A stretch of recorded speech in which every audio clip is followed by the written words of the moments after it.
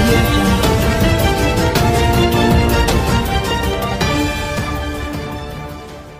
Okay పాత్రికేయ మిత్రులకు నమస్కారం. మొన్న పార్లమెంట్ సమావేశాల సందర్భంగా ఆంధ్రప్రదేశ్ ప్రభుత్వము టీడీపీ పార్టీ అవిశ్వాస తీర్మానాన్ని ప్రవేశపెట్టిన సందర్భంగా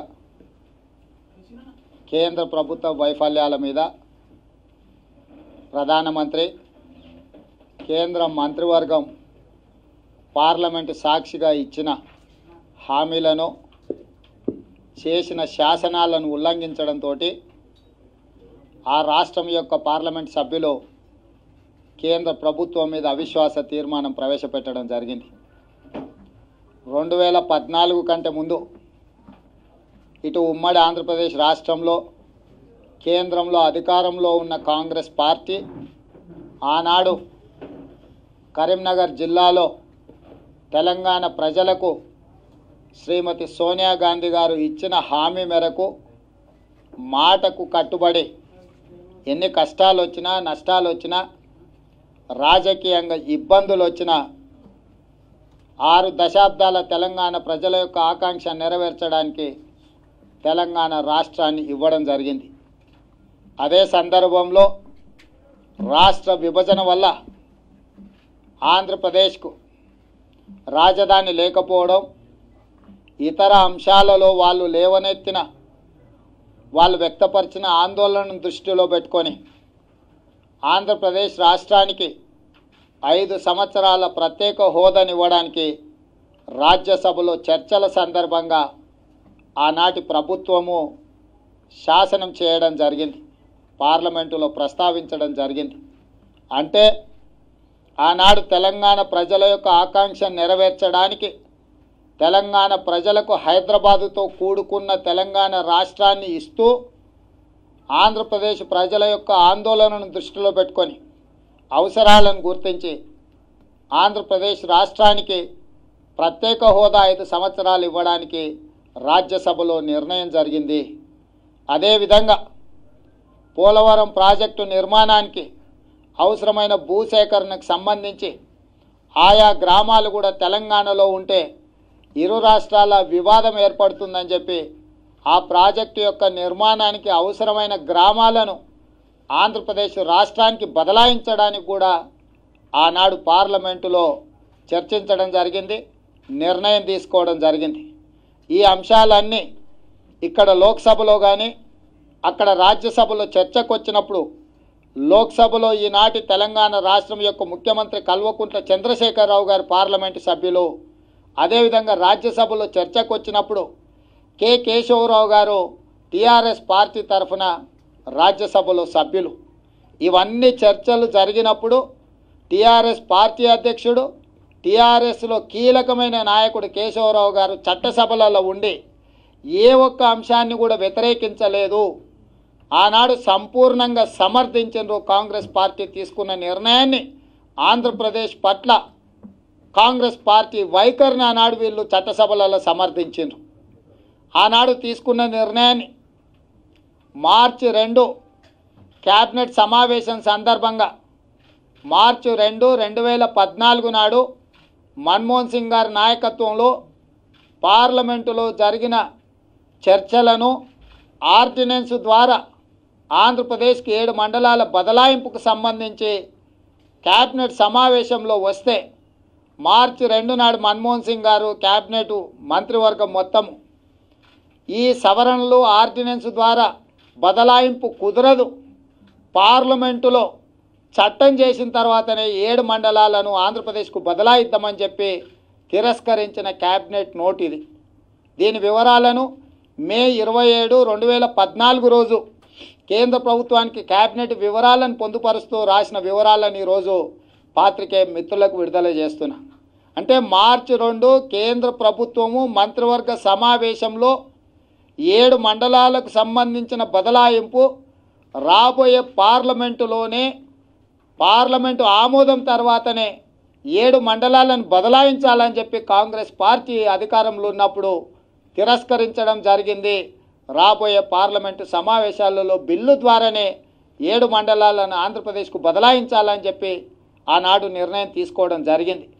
తర్వాత ఎన్నికలు జరిగినాయి.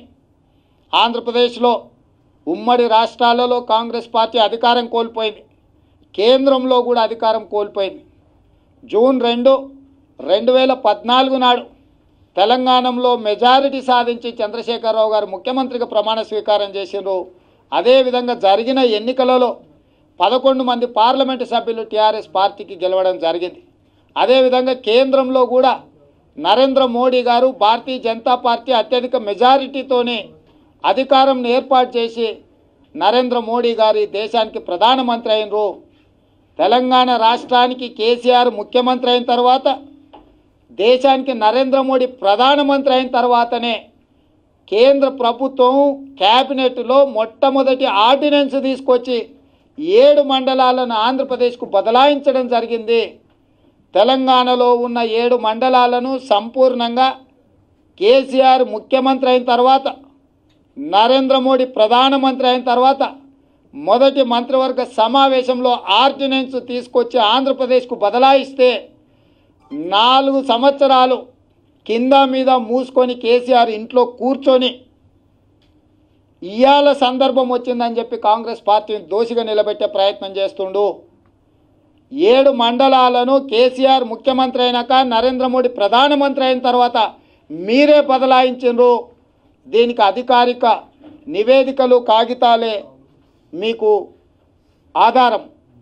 కాబట్టి ఇవాళ పార్లమెంట్లో వినోద్ రావు గారు టీఆర్ఎస్ మొత్తం తెలంగాణ కోసం పోరాటానికి అభివృద్ధికి పాటుపడుతుంది, కాంగ్రెస్ పార్టీ అడ్డుపడుతున్నట్టుగా మాట్లాడుతున్నాడు.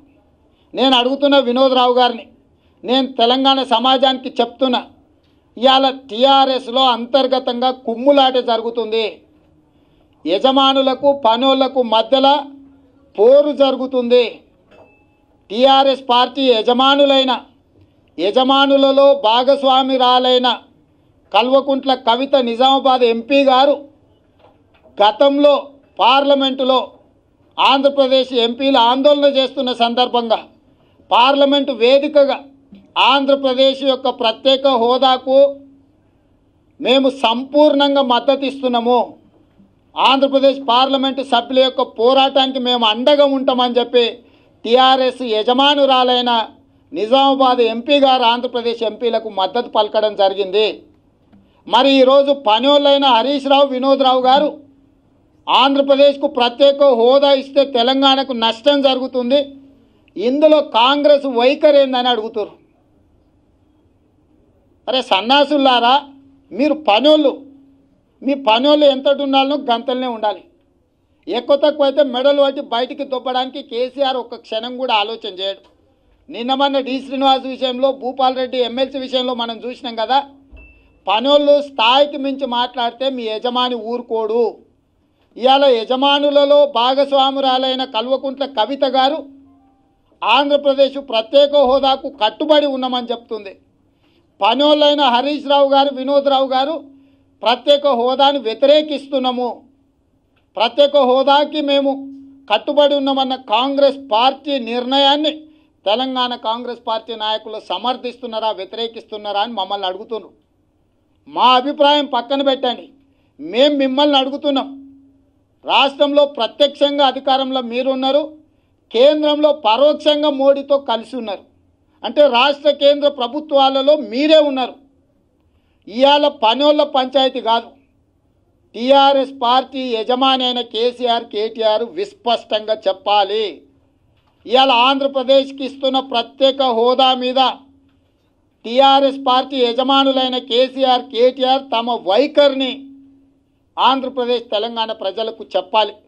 ఇవాళ మీ పనోళ్ళు మీ వైఖరికి భిన్నంగా మాట్లాడుతుండ్రు, మీ పనోళ్ళు మిమ్మల్ని ధిక్కరించి మాట్లాడుతుండ్రా, మీ ఆదేశాలను అనుకరించే ఆంధ్రప్రదేశ్ యొక్క ప్రత్యేక హోదాను వ్యతిరేకిస్తుండ్రా. తెలంగాణ సమాజానికి స్పష్టత ఇవ్వాల్సిన బాధ్యత కేసీఆర్, కేటీఆర్ మీద ఉన్నది. కాంగ్రెస్ పార్టీ, టీఆర్ఎస్ పార్టీలో మాట్లాడే పనోళ్లకు స్పందించవలసిన అవసరం లేదు, స్పందించదు. ఇవాళ కాంగ్రెస్ పార్టీ డిమాండ్ చేస్తుంది, టీఆర్ఎస్ పార్టీ యజమానులైన కేసీఆర్ కేటీఆర్ తమ వైఖరిని స్పష్టంగా చెప్పాలి. ఇవాళ మీరు ఆంధ్రప్రదేశ్కి ఇచ్చే ప్రత్యేక హోదాకు అనుకూలమా వ్యతిరేకమా స్పష్టంగా చెప్పాలి, నిర్దిష్టంగా చెప్పాలి. టీఆర్ఎస్ యొక్క పార్టీ విధానాన్ని ప్రజలకు చెప్పాలి. మీరు అనుకూలమా వ్యతిరేకమా? ఇవాళ అధికారంలో ఉన్నది మీరు, కేంద్రంలో మీ మద్దతుతోని మోడీ ప్రభుత్వం నడుస్తున్నది. రాష్ట్రంలో ప్రత్యక్షంగా, కేంద్రంలో పరోక్షంగా మీ ప్రభుత్వం ఉన్నది. మీ వైఖరి ఏందో ప్రజలకు చెప్పాలి. అదేవిధంగా 7 మండలాలు కూడా కేసీఆర్ ముఖ్యమంత్రి అయినాక నరేంద్ర మోడీ ప్రధానమంత్రి అయిన తర్వాత బదలాయింపు జరిగింది. దీనికి తెలంగాణ సమాజానికి మీరు క్షమాపణ చెప్పాలి, ముక్కు నేలకు రాయాలి. ఆనాడు కాంగ్రెస్ పార్టీ ఆంధ్రప్రదేశ్ ప్రత్యేక హోదా ఇస్తుందని పార్లమెంటులోనే చెప్పడం జరిగింది. ఏంటండి వీడియో నచ్చిందా? అయితే ఓ లైక్ వేసుకోండి, లేదంటే ఓ కామెంట్ చేయండి. ఎప్పటికప్పుడు మా వీడియోస్ చూడాలంటే సబ్స్క్రైబ్ చేసుకోండి.